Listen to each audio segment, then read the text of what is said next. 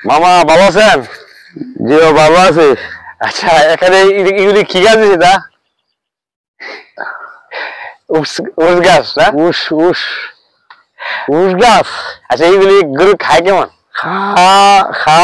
খাওয়াতে ভালোই। এগুলি গরু কি বেশি খায় না কম খায়? গরু সার দিনে খাইতে খাইতে সার দিন। দেখেন দর্শক, আমার মামা এই গাছগুলি জমি থেকে কাটে আনা দিয়েছে, গরু দিছে খাইবার লাগা।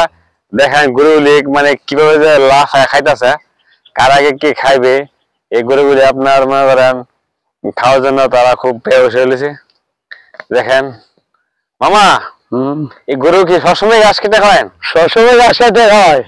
ও এই ঘাস কতটুকু ঘাস খান দৈনিক? গরু কমপক্ষে 3 ঘন্টাতে ঘাস হবো। কত ঘাসে? 10 ফুটা ঘাস হবো, 10 ফুটা দিবি।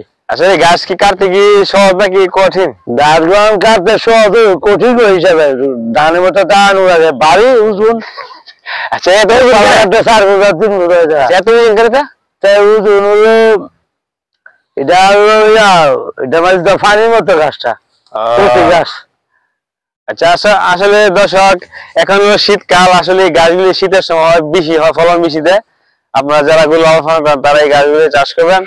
এই গাছগুলি অনেক গরুর জন্য খুব ভালো, গরুর স্বাস্থ্যের জন্য ভালো।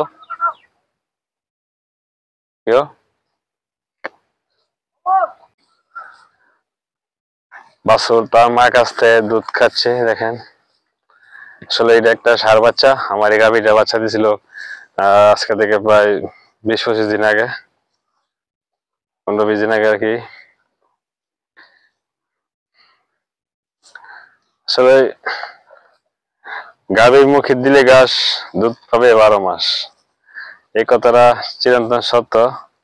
গাভীকে যত বেশি ঘাস দিব আমরা তত বেশি তার কাছ থেকে ফিডব্যাক পাবো। এজন্য আমরা জমিতে গাছ চাষ করেছি। দেখেন কত সুন্দরভাবে মার কাছ থেকে খাইতেছে দুধ।